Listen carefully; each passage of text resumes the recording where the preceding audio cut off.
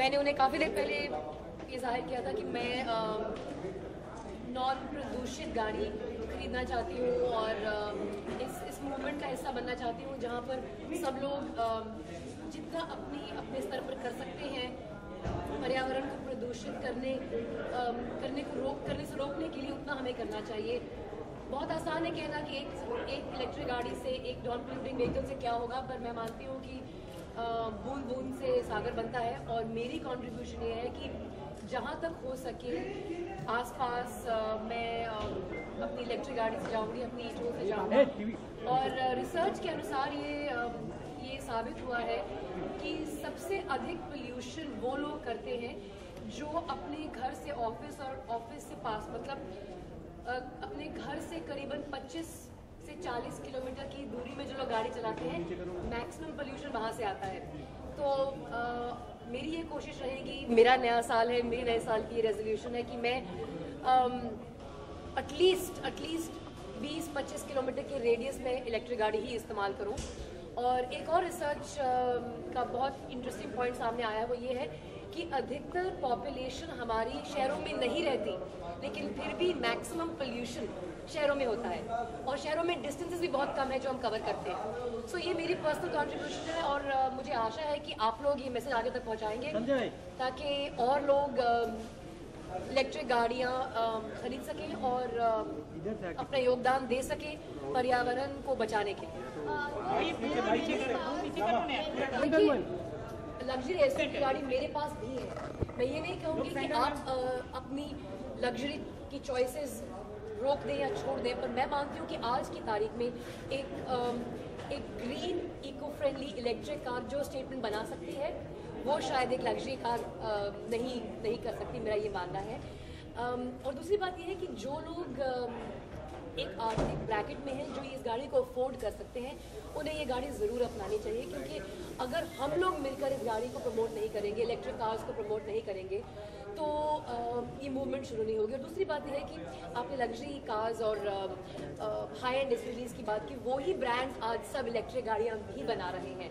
तो अगर वो इस इलेक्ट्रिक मूवमेंट का हिस्सा बनना चाहते हैं तो मैं सबसे अनुरोध करूंगी कि आज बहुत से ऐसे सेलिब्रिटीज जिनके पास 2-2, 4-4 गाड़ियाँ, उनमें से एक तो इलेक्ट्रिक गाड़ी होनी चाहिए। बहुत अच्छा इनिशिएटिव है, लेकिन क्या फायदे और क्या नुकसान नजर आते हैं जब इलेक्ट्रिक गाड़ी की बात करते हैं? जैसे आपने कहा 25 या 12 किलोमीटर की रेडियस। नहीं, देखिए, अगर आप इलेक्ट्रिसिटी और आज की तारीख में पेट्रोल का दाम क्या है पर लीटर, कोई बताएगा मुझे? 78। तो 78 रुपीज़ पर लीटर अगर पेट्रोल की कॉस्ट है, उसमें अगर उतनी कॉस्ट का चार्ज, मतलब उतने यूनिट्स, अगर उतनी इलेक्ट्रिसिटी चार्ज आप इस गाड़ी में देंगे तो आपको 120 किलोमीटर देगी। तो जो एप्पल टू एप्पल कन्वर्जन जिसे हम कहते हैं, मैंने काफ़ी रिसर्च की है, ऐसे ही मैंने अपने पति से पैसे नहीं खर्च करवाए हैं।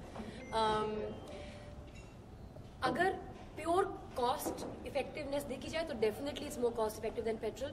बहुत अच्छी बात है कि इंटरनेशनल क्रूड ऑयल प्राइसेस की वजह से डोमेस्टिक पेट्रोल प्राइसेस थोड़ी गिरी हैं। हालांकि दुख की बात यह है कि जितनी क्रूड ऑयल प्राइसेस गिरी हैं उतना पेट्रोल नहीं गिरा है, तो बाकी पैसा कहाँ जा रहा है ये भी सोचने की बात है। पर क्रूड ऑयल एक फाइनाइट रिसोर्स है, कभी ना कभी ख़त्म तो होना ही है। तो इससे पहले कि हम मजबूरन इलेक्ट्रिक गाड़ियां अपनाएं, मेरी ये गुजारिश होगी सबसे कि green environmentally friendly electric vehicles जो आप सोलर चार्ज से चार्ज कर सकते हैं ताकि आपको बिजली तक की कीमत ना भरनी पड़े, वो एक असली मूवमेंट है। ओके, बॉलीवुड में किसे रेकमेंड करना चाहेंगे ये कार? क्योंकि बॉलीवुड की बात करते हैं, मेरा ये मानना है कि बॉलीवुड में बहुत लोग बहुत बुद्धिमान हैं और वो अपनी रिकमेंडेशंस खुद दे सकते हैं, तो मैं सिर्फ अपनी बात करूंगी, किसी और को रेकमेंड नहीं करना चाहूँगी। मैंने देखा कि आप मतलब हर चीज़ की बहुत अच्छी जानकारी रखती हैं। अगर बजट की बात मैं करूँ, बिकॉज आपने आज कार खरीदी है, वित्त मंत्री से आप क्या कहेंगी कि किस तरह का बजट है? और पीएम भी मौजूद है मुंबई में। मैं प्रधानमंत्री श्री नरेंद्र मोदी जी का स्वागत करती हूँ मुंबई में, पर मैं नहीं मानती कि यह एक सही जगह है मुझे वित्त मंत्री जी को कुछ कहने की, क्योंकि मैं आप जानते हैं आम आदमी पार्टी की राष्ट्रीय कार्यकारिणी की हिस्सा हूँ, तो मुझे अच्छा नहीं लगेगा कि मैं एक ऐसे मौके पर राजनीतिक सवाल सामने मैंने आलोचना नहीं की, मैंने सिर्फ आपको इन्फॉर्म किया है कि क्रूड ऑयल की प्राइसेस 16 मई से आज तक काफी गिर चुकी है, लेकिन पेट्रोल की प्राइसेस उस हिसाब से क्यों नहीं गिरी है? ये सवाल आप सबको उठाना चाहिए। और कोई राजनीति सवाल नहीं पूछे, ये सवाल आपको पूछना चाहिए कि प्राइस इतनी गिरी है कि पेट्रोल की जरूरत इतनी गिरी है, क्यों? बाकी पैसे कहाँ गए? किसकी जेब में जा रहे हैं? ऑयल कंपनीज की जेब में। Very bad. मैंने एक्चुअली रामू का ट्वीट नहीं पढ़ा है, तो बिना ट्वीट फर्स्ट हैंड पढ़े मैं रिएक्ट नहीं करना चाहूंगी। I have not read it, so I am sorry, I can't react. You can read it here, please. Okay, you are insisting. Well देखिए, ऐसा है कि आज की तारीख में श्री राम के खिलाफ कुछ कहना मैं मानती हूँ बहुत डेंजरस है। तो मेरी एडवाइस रामू को यही होगी कि सिर्फ राम जी को ही पूजें।